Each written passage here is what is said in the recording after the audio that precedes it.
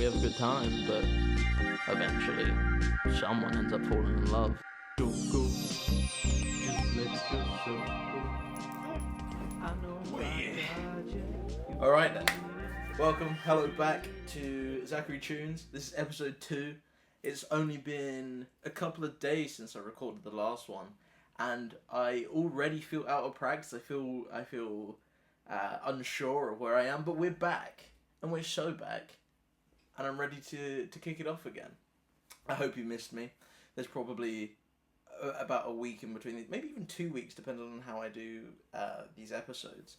Because as I said before, I want to hit a little change. I want to hit it so that there is this version where we're doing the albums, the top 500 albums, number 499 today, or we're doing genres, and I might see, dependent on when I get to making the genre ones, how often I put them out.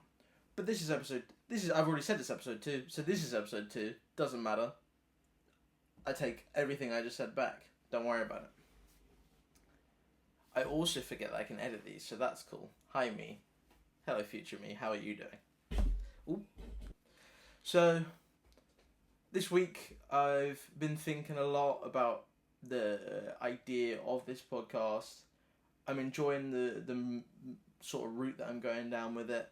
And I think I want to yap a bit more. I want to find my way with talking to the camera and enjoying getting used to my voice, which is something that normally I don't really need any help with. If you ask anyone that I tend to talk to, I do yap a lot. I am a yapster. I often can't help myself. I try my best to make sure that I don't, but if there's a lot of empty space and it's a social setting, that anxiety does get the best of me sometimes, and I will just try and fill that empty space. It depends who I'm with. You know, sometimes if you're with people you're comfortable around, you can enjoy that silence with each other. You know what I mean? You can just sort of sit and, hey man, how you doing? You good? Good? Cool. And then you just sit there and you do whatever in the same place, but you can just chill out.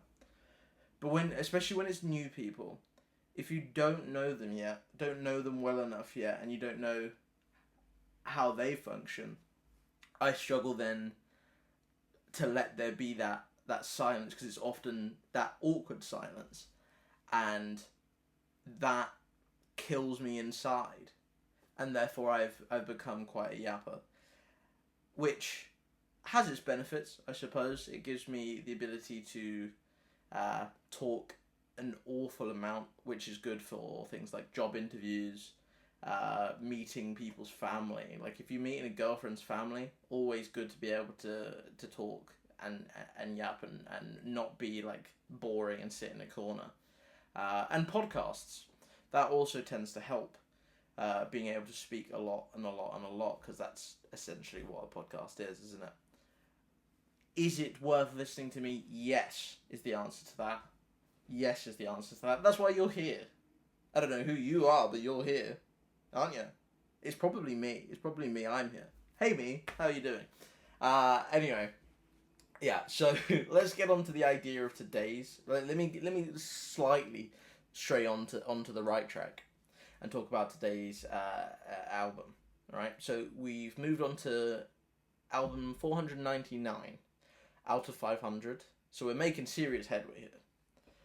Album 499 is Ask Rufus by the band Rufus, and it's Rufus featuring Chaka Khan, which I find very interesting how they've, so she sort of became so big that she ended up as a separate entity to the band. That's really cool. I didn't really, this is the thing that I'm going to find out with a lot of these bands or songs or stuff like this. I'm going to find out a lot that I knew either the people or I knew the songs. I just didn't know who they were or why or anything like this. Because when I listen to music, in past anyway, I tend to just go, okay, I like that song, click, and I will have that song in a playlist or in a list or whatever, and I'll listen to that song and be like, cool, nice song. Or I'll know the song or whatever. But I don't internalize who it's by or when it came out or any of the details of things. I sort of just go, nice sounds in my ear holes, thumbs up. I only found out in the making of this that Chaka Khan is the lady who sung "I'm Every Woman." She's every woman. That's who every woman is.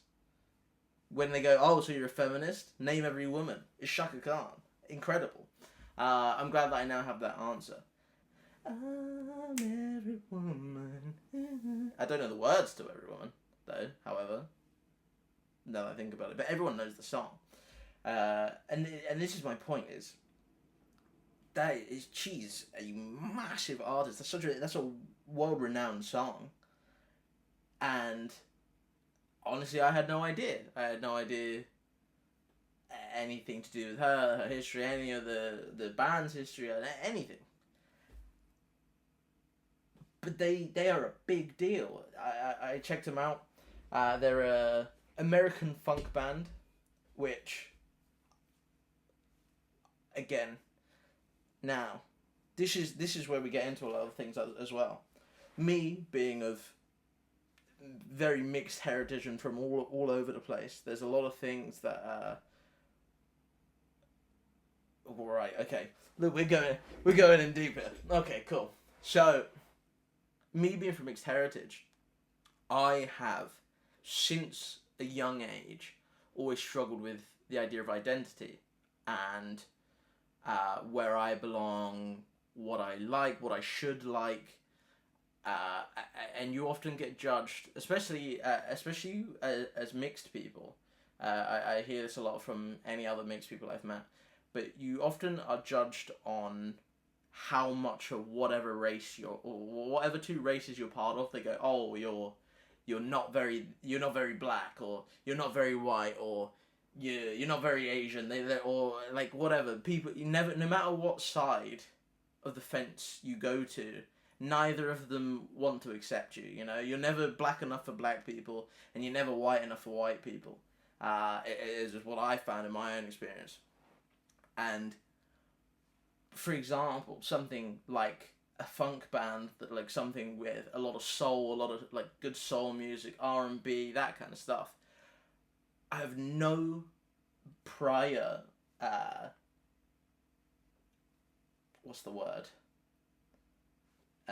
introduction to these sort of bands and this music that I remember, mostly because my memory is absolutely horrendous. But it wasn't something that I internalized growing up.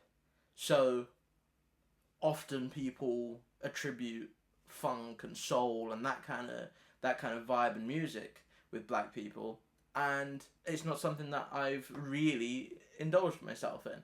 And I found it quite enjoyable to sort of take a stroll into this sort of genre and this vibe and connect with it, and it's, I don't know, it's cool. I get the vibe. I get why because it feels like, it feels the way soul food tastes.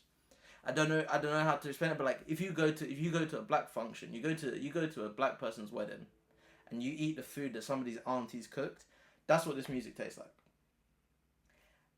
And I like that. I find that very interesting. So it's been nice to sort of journey, have the ability to journey into that through music. Yet another reason why I adore music and have started this process to look into it more, because it can invoke so much emotion in you. It can make you feel such a wide spectrum of things and reflect on so many things and parts of yourself that maybe have been untouched for years. I mean, you're literally watching me do it at the moment. And it's beautiful. It's a beautiful thing that art can inspire us in these sort of ways. Let me track myself back on towards the album here and saying that. So as I said, they're sort of known for the genres of funk, soul, disco, and R&B. I could definitely see myself with like a big afro and a disco back in there, like in a roller rink or something. I could, yeah. I mean, probably less so because being a mixed baby was not ideal, but you know, I'd be around. The band Rufus, big deal, which I had no idea that they were such a big deal, but they really are. They had 4 consecutive #1 albums. Like that's 4 albums worth of songs that were #1 consecutive in a row. They just bashed them out. They're like, here you go, banger. They knew what it was about. And 5 #1 R&B singles too, which is one of them being in this album, being the first song of this album, and I'm sure if you have not heard it, you shall enjoy it. This album itself, Ask Rufus, went platinum. It's also where the tensions in the band started to rise. And now I found this story kind of interesting, when I was working my way through some of the band's history, that it was during this the production of this album that there was a genuine physical altercation between the new husband of Chaka Khan and the drummer. I believe his name was Andre Fisher. There was a physical altercation between the two of those, in which Chaka Khan then got involved, and they had to be separated from each other. And I believe it was over one of the songs or something of such. Obviously, we don't know if we went there, but I find it interesting that such a incredible album that performed so well was created under these tensions, especially because this was around the time I believe that Chaka Khan started getting like a lot of attention, and she was sort of overshadowing the band as a whole. She was bigger by herself, and I always find it's such a classic trope with bands and lead singers, that the lead singer outgrows the band or overshadows the band and then goes and does their solo career, like Chaka Khan did. Robbie Williams did something along those lines, didn't he, as well, with Take That. What a band as well. I hope one of their albums is on here, because wow, what a band. Anyway, it's really cool. So I'm not sure what song it was over. I would like to know what song specifically they fought over, because that would be interesting. But I guess we'll never know. From here, okay. Let me have a little review real quick again, me, and we can cut this out too, as you are going to edit it, aren't you? Good boy. Okay, so for our mini segment today, we've got again my Hyperfixation song of the moment, and I'm gonna say, so last time I gave you Die For You by Isabel Van Gelder. I want to say her name was. I apologise again, my memory is terrible. Yes, Isabel Van Gelder. And that is very much still going around in my head. Besides that, one that still was around before and it's still in my head now, is Carne, Hueso by TINI. It's a heartbreaking Spanish song, which I absolutely adore. Essentially, the song follows the journey of someone essentially getting over someone and being like, hey, I'm putting my foot down now, I'm done, we're done, and I'm gonna get on with my life. And it's a really good song, very good song, good upbeat middle, good, yeah, give it a listen, especially if you speak Spanish, that'll help. If not, give it a Google Translate, bish bash bosh, sorted. I'm really hot. really hot and sweaty in this room. I mean, to be fair, it's really hot today in general. It's 40, it's going to go up to 42 degrees today, I think. Which, no one needs all that. You know what I mean? Like, is there any reason for it to be this hot? I think not. But again, I can't have the AC on, because you'll just hear it in the mic and it'll sound a bit shit, won't it? So, let's not do that. Instead, let's move on to our main segment, which is actually listening to the album, getting through some of the songs, and seeing how we feel about them and what they make us feel and what they make us think. So, I'm going to start off with the first song, At Midnight, My Love Will Lift You Up. I'm going to give it a listen. Feel free to listen along with me. Like I said before, either you can go listen to the whole album now yourself, come back and listen to me ramble. You can listen to me ramble and then go listen to the whole album yourself. Or you can, as I go song by song, listen to the song, listen to me ramble. Listen to the song, listen to me ramble. Whatever works for you, works for me. So, follow along with me. We're going to go with At Midnight. And this song itself was one of the #1 R&B singles that they had. And honestly, I understand it. I'm going to give this a listen, refresh myself on the song, and then we'll come back and have a chat about it. That opening, ugh, woof. This song, it's so funky, and the entrance. This being the entrance, not only to the album, but like the entrance to this song. The keyboard, the guy on the keyboard, they said, hey, we're gonna give you lots and lots of money, and he said, say less. He carried this song. This song, the keyboard. If you try and like just listen to the keyboard the whole way through this song, ignore everything else. Even though everything else is great. Listen to the yeah, absolute banger. Literally, like the first keyboard line that comes in sets off the whole thing to like the right idea. You get the feeling off the rip.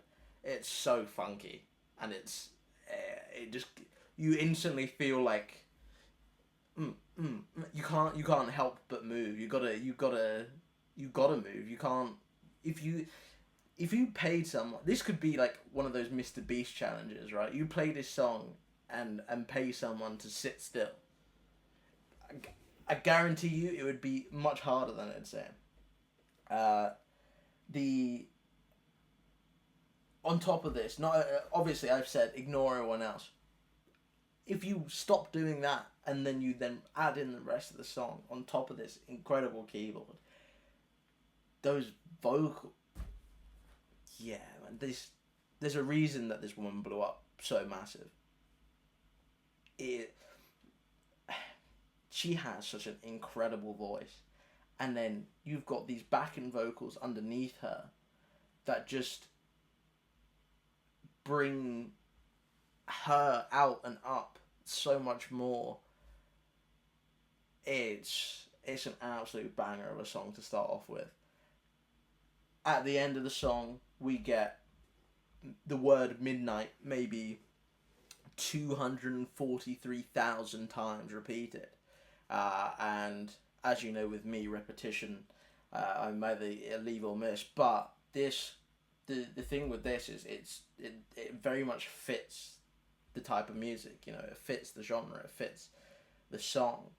And if you leave thinking the words, if you stop thinking about the words as words, and you think of it as just like another instrument that's layered over the band, like it's another part of the instrumental, it works beautifully, and the band are going crazy in the background doing absolute work.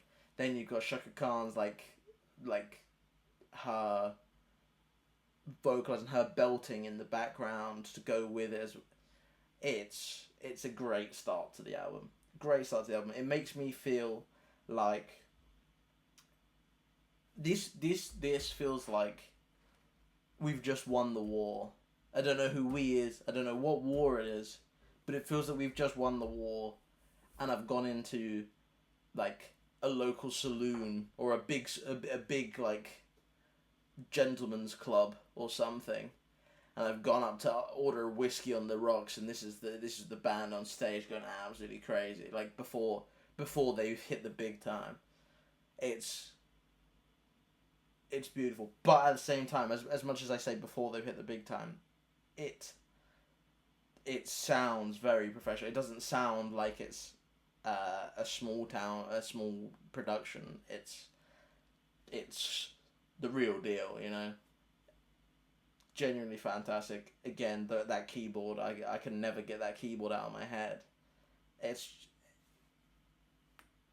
this song has made the playlist. Just so you know, made the playlist off the rip. First song of the album into the playlist. If you didn't know, if this is your first episode, don't know why it is. This is episode 2. Watch the first one. But if this is your first episode and you don't know, on Spotify I'm going to be curating a playlist full of what I perceive to be the best songs out of the albums, of the best albums of the 500. And this made that. 2 of the songs from this album made it, and we'll get on to the next one shortly. But this is one of the ones that made the playlist, and it deserves a spot in there. I'm also a big fan of the brass that came in around the chorus, and I like the way that the song ended and mellowed out as we move on into the next one, which a lot of these songs do, and maybe it's quite this genre type thing in the idea that the songs end quite slowly and mellow out and that kind of vibe. Without further ado, let's get into the next one. The next one being Close the Door. Let's get into this. Now we go from a very bang, in your face first song to a much more chill song in the second song. And it's a very nice song, actually. It's the first one's very funky. This has got a very groovy bass line to it.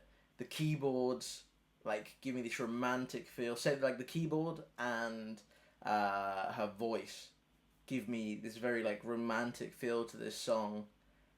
She's got such a sensual sort of tone in her voice, which is also impressive. She can go very high, and she can come quite like there's a crazy range that she's got, and she sounds beautiful both ends. But she's got this very sort of rich sort of like if you were to want someone in your ear whispering sweet nothings, it's her. You know what I mean? Like, there's a reason that she sold a lot of albums, and I gotta give it to her. That's a good selling point that she's got. I'm a big fan as well. The drummer. I noticed this throughout the album, but the drummer, he holds the song together incredibly well, and then whenever you hear a drum fill, it's so well placed. Like whenever you, I don't know how to explain it, but whenever you hear it, you go, yeah, that should be there. He doesn't overdo it. He doesn't underdo it. He just is there where he needs to be. When he's needed, he's like Spider-Man. He's just there when you need him. Which obviously Shaka Khan disagreed with because they were the two that were fighting with each other. But he goes crazy in this, and also I'm pretty sure there's some bongos in this, which really I really fuck with actually. They kind of go crazy, like especially like in the start they're sort of in there quietly, but they drive the song, and then towards the end they sort of just go. I would love to play some bongos. It's a bit, side note, I think I was maybe like 8, possibly, in primary school, we had a special lesson where somebody came in with bongo drums, and we played the bongos, and this has just retrieved that memory from like the back of my mind. I completely forgot about that. It's still very vague in my head, but I have a very, very sure memory of playing bongos in primary school.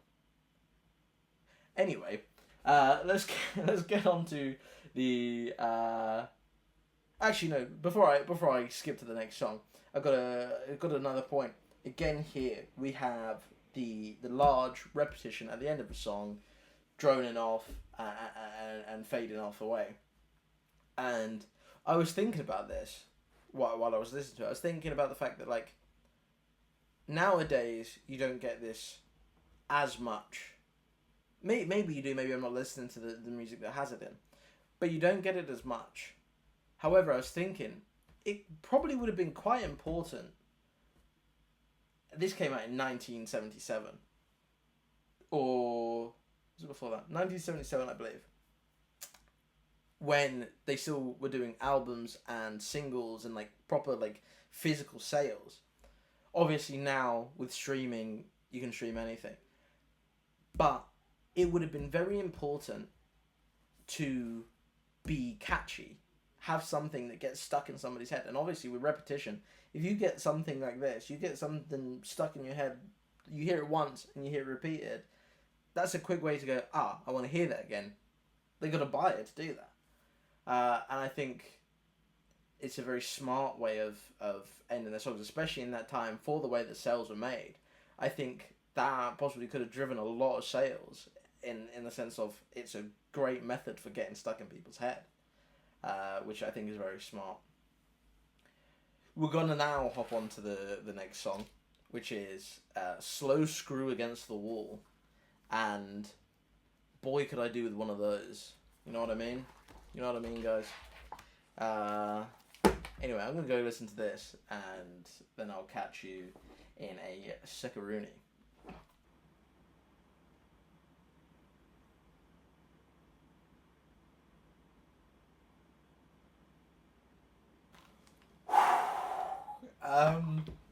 Okay, fuck. Shit, like that. Not to be dramatic, but I genuinely almost came to tears there. I completely forgot to sort of get back into what I... Yeesh. Yeah, okay, so this piece of music has absolutely no words, there's no lyrics to it, it's just a piece of music. Let me turn off the AC. Shut up. Forgot about that. Yeah. It's just a piece of music. It's gorgeous. It is gorgeous. I'm a big fan of just music in general. I'm especially classic. But this song, it's titled Slow Screw Against the Wall. And it is so perfectly titled. If you close your eyes and you just listen to it, I don't know if it works for you guys, but for me, it rebuilt the room. I could see everything in the room. Oh God. I was there. It put me back. It put me into a room with a lady slowly screwing against the wall. It did what it said on the tin. It is